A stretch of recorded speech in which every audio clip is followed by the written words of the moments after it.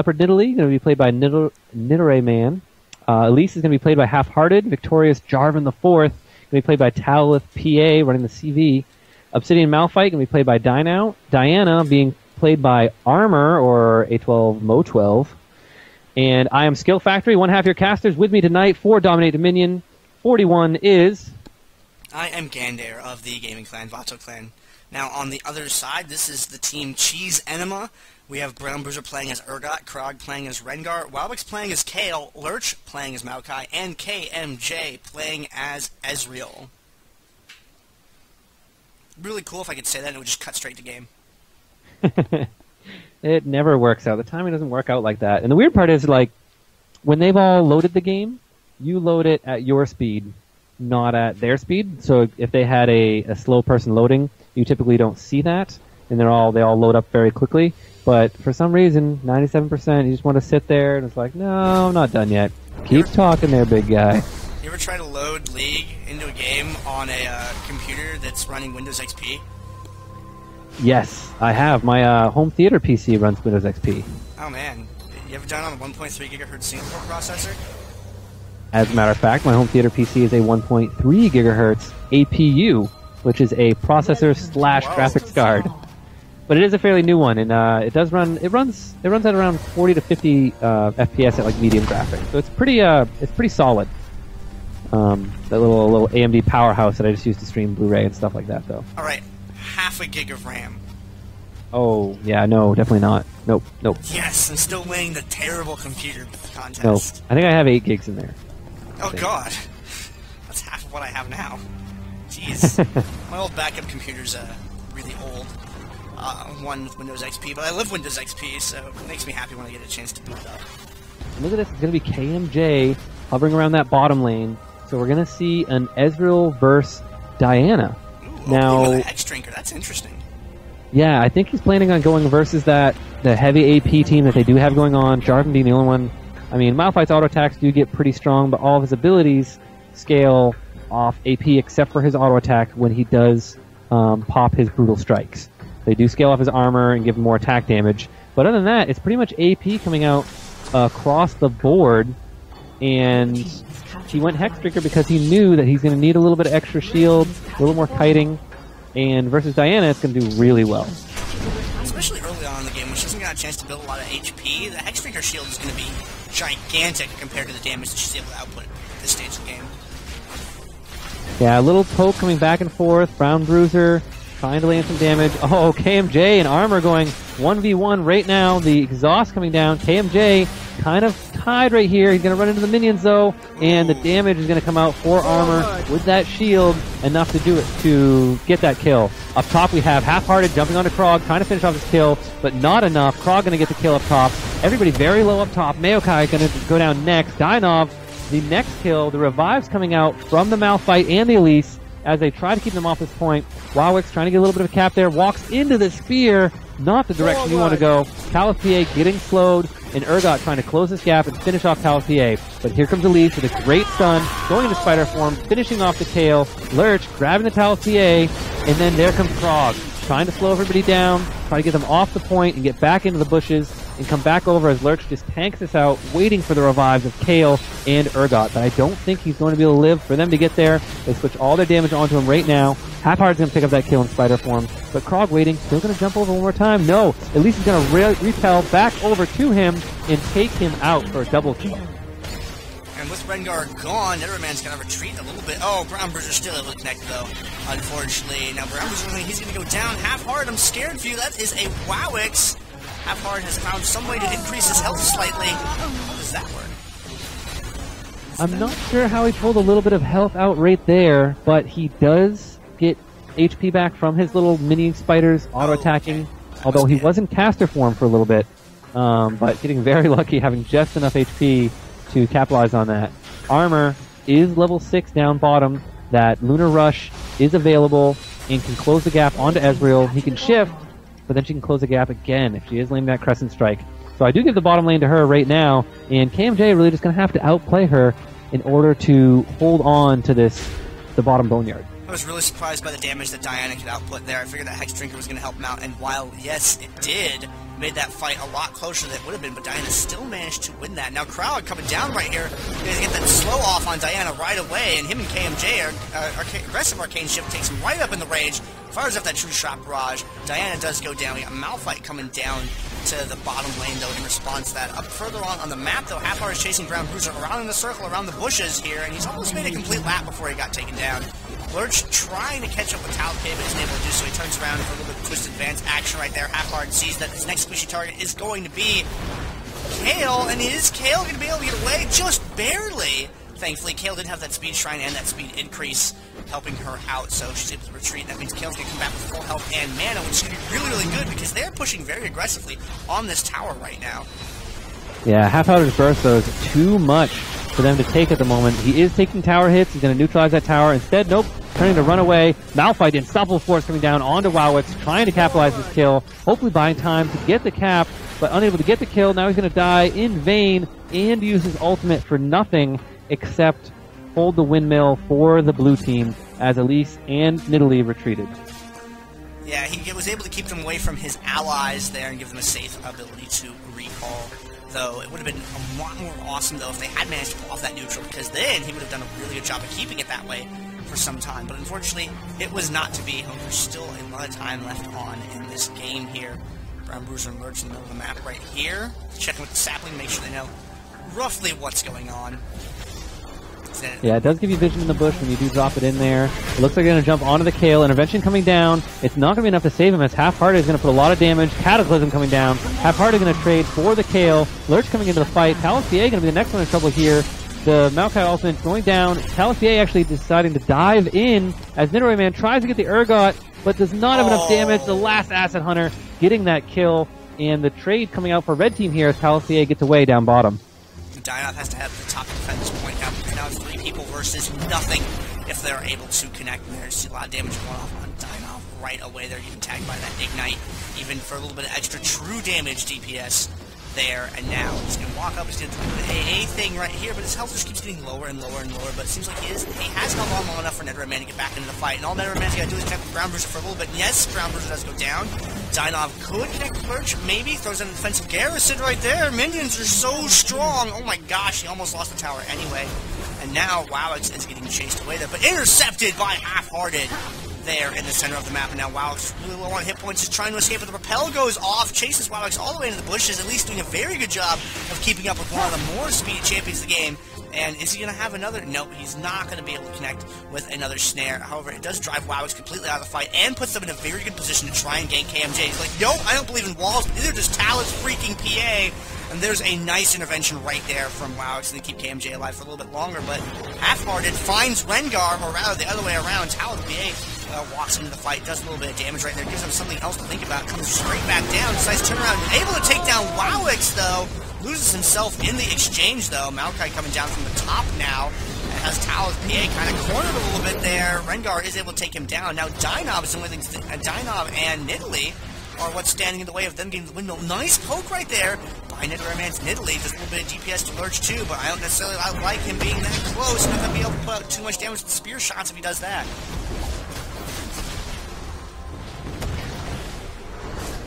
Now Brown Bruiser just by himself over there, stabbing away with his, whatever that thing is called.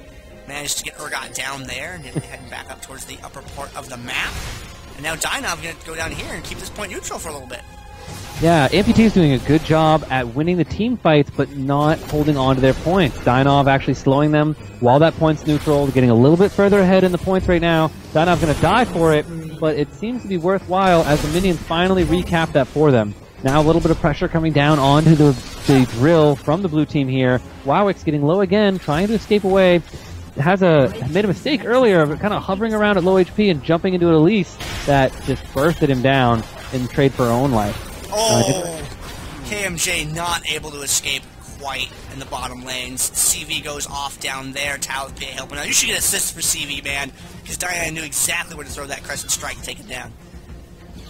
Yeah, meanwhile up top, it's just going to be a poke fest. The healthy Rengar is coming back. They do see the vision come out in the bush. They walk onto it anyways. Lurch giving away his position. taking a little bit of burst from Half-Hearted, who now has the Storm Shield, and that is nothing to be messed with right now, as Half-Hearted has a good amount of AP and a good amount of armor right now. Jumping onto Lurch, chasing down, Lurch trying to stay alive, sitting in his ultimate, reducing that damage, but Talifie is going to come in and help, pick up that kill, and Nidalee trying to poke down Brown Bruiser, who hasn't been able to get in and do any damage in these fights. Demacia coming down, Cataclysm keeping Krog in place. He's actually going to jump out of his own ultimate, leaving Krog in there, who kills Elise, and the ultimate coming out from Dynov just to secure that kill. KMJ being in a lot of trouble now. The Arcane Barrage coming down, but not going to be enough. Talifie is just getting away with a sliver of health, and they're going to cap the drill, getting that quest, and I bet they'll probably just back off after this one. I don't know if it's going to be worthwhile for them to stay at such low health, where they're just going to get recapped. They should probably leave it and focus down bottom, as the minions are actually pushing up by themselves after the exchange down there. Brown Bruiser in the bottom lane, and everything seems to be okay for him down there. Cinderman and Dynov over here. And it looks like Dynov's going to hang around and do a little bit of delay. Nope, he doesn't like it. There's 2A people there. He doesn't see what's about to happen to him as Rengar jumps out, puts the hurt onto Dynov. Talifie throws down the slow, and they immediately start retreating after that. Rengar gets the bushes again, gets another jump. Every one of those bushes is a scary place to be. You never know which one could have Rengar in it. Just a little poke to Kale right there. Lets Kale know that, hey, I'm J4, I'm right here. I'm Demacia. Enema engages in on Wowix right there. Does a bunch of damage, but then has to turn around and retreat out. Turns around, throws a spear, puts some hurt on Krog. That's a lot of DPS coming out from Nidalee right there in such a short span of time. Yeah, the Blackfire Torch doing a lot of work there. The spears, as you get further away, they do more damage. Down bottom, the Maokai dying to the Diana, who's going to Lunar Rush away and get away with her life if KMJ can't close this gap after killing the Elise. Meanwhile, up top, Kale is going to die a little too far ahead, cannot 2v1 very well. The Diana is going to recall, might lose a little bit of health in this tower, except for the fact that Malphite's coming down to slow down the Ezreal and keep the tower on the blue side. He is going to be able to land that Pulverize. Over the wall goes Ezreal. Oh, and Ultimate actually overshoots Ezreal. So Ezreal is going to try to get away here. Just kind of 1v1 for a little bit. He has another shift. He's going to use to get over the wall here. There it is. And now he has the speed Trine to try to get away. Meanwhile, up top, Nidalee Man's going to, just missed the last Acid Hunter, which is now a rocket coming out of Brown Bruiser. But they're going to grab this windmill in exchange for the Boneyard.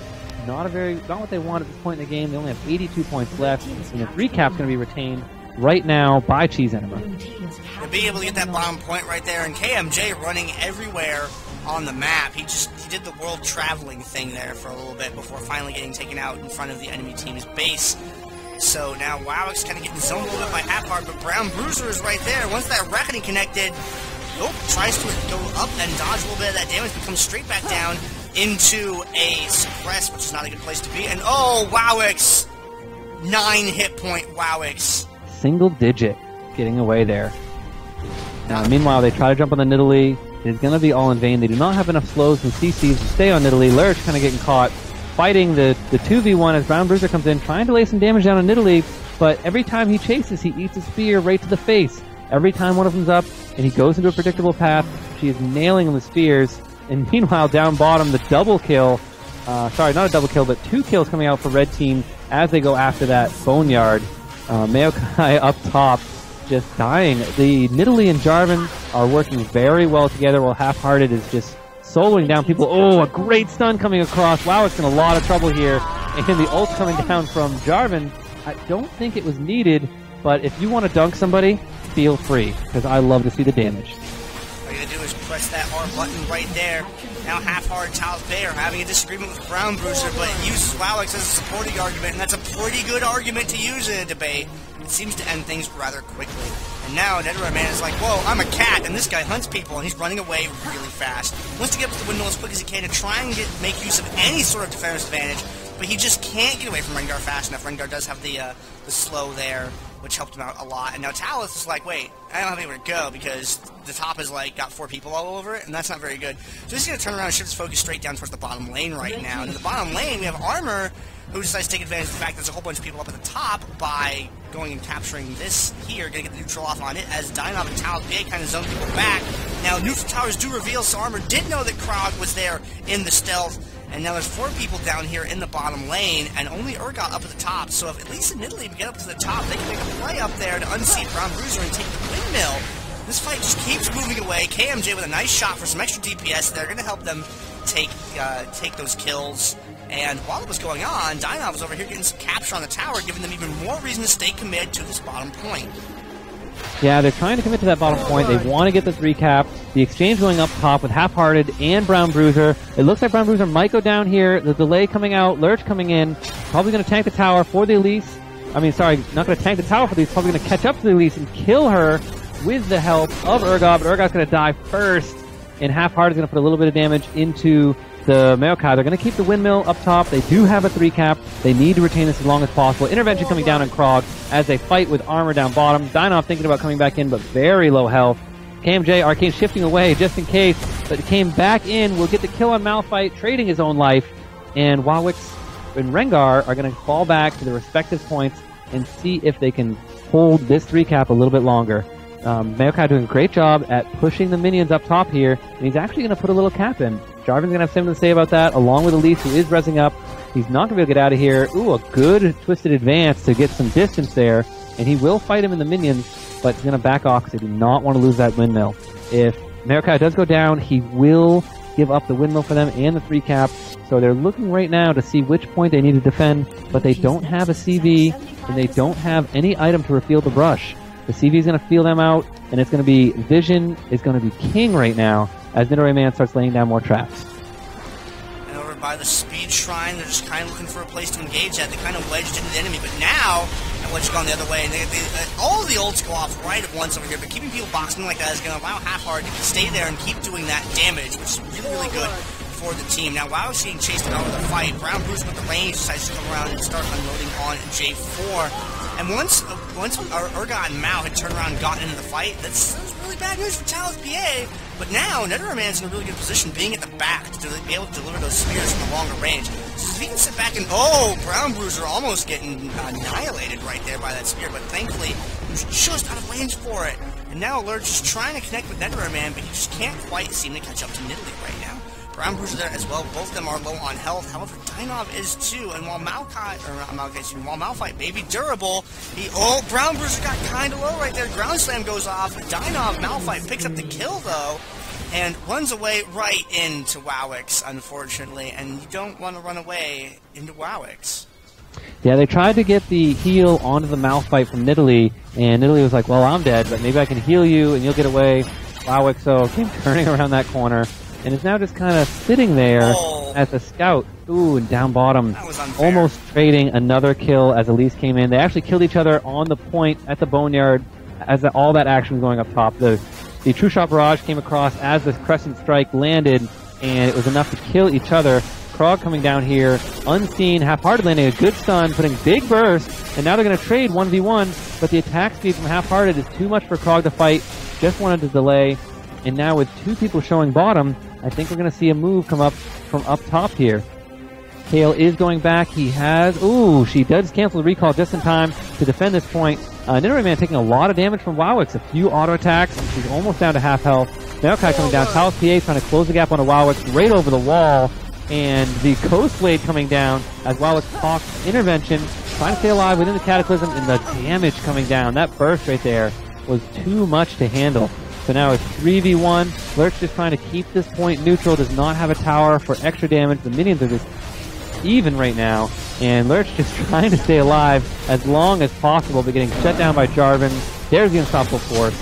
Krog definitely going to go down here. Brown Bruiser sure to follow as the heal from Nidalee keeps Talus PA alive long enough for Nidalee to pick up the double kill. And they are going to be able to turn around the windmill, and all they got to do now is just hold on to it for a little while. Now, when you have a large amount of Nexus health remaining on the enemy team, you can't really just defend and hold 3. It doesn't really work out. Because if you have, if they have more than 100 Nexus health remaining, you can't really just hold the 3 and win, because they can get aggressive, they can slowly feed in minions. Down the bottom lane, though, Wowix come down for a gank there, and KMJ almost dying, but they were able to take out Diana in the process. Wowix is going to go ahead and retreat now. Once you've got them under like 30 or so Nexus health, then you can do the sit on, the 3 points and delay and kind of draw it out. and they won't be able to feed minions up and neutral the tower like you see right here. Brown Bruiser's minions getting up, some minions getting chipping away at the tower down here in the bottom lane, and the minions are going to take it neutral right there. Brown Bruiser now might be able to clean this up against Netherman and Talus PA, but looks like Talus is going to play it safe, going to back off a little bit, just wants to make sure to keep this tower neutral until one of his allies can get there. Yeah, the AD carries are really reigning superior now towards the end of this game. Brown Bruiser getting jumped on, though. He will get the kill off onto Jarvan, but Jarvan's last Demacia is going to be enough for Armor to stay in melee range of that battle tank of an Urgot they have there and take it down to recap that point. Blue side coming back. They do have a 3-2 cap right now. They are down 1 point, and you can see now Ezreal didn't go with a tanky Frozen Fist build. He went with a more typical AD carry build, and that is going to reign supreme late game because his damage is going to be very high. You can see right now Armor just actually running away, does not want to fight 1v1, coming back in, getting exhausted. KMJ is going to come out ahead right here, but good damage coming out from Armor. Not enough kite. We'll see who gets the last crit. Oh! Armor getting the kill, literally there to mop it up anyways, and 4 people rotating bottom as Jarvan at the same time is going to come bottom, and Nidoray Man being the first target. The Unstoppable Force coming down on Brown Bruiser. They're not able to stop this point. They did get stopped from the neutral, but Dynov is going to get the neutral as they push in on Brown Bruiser. Lurch not being able to stop all 3 people at once as Half-Hearted gets another kill onto the Urgot, trading for the Diana. Lurch just trying to do whatever he can, being very tanky, very annoying at this turret, and here comes the AD carry. Half-Hearted going to go down first after he falls down from the rappel. Even if you come down behind KMJ, he's going to turn around and shoot you in the face, and Malphite going to die there as well. Talus PA, though, looks like he may have won that game for his team by going over to neutral the drill while all that was going on, putting it at a lopsided 2 caps to 1 cap, and drawing out the rest of their Nexus health in that last engagement, because it took a little while for Wowix to get over to that point, but up against J4, he wasn't able to get it back in 1v1.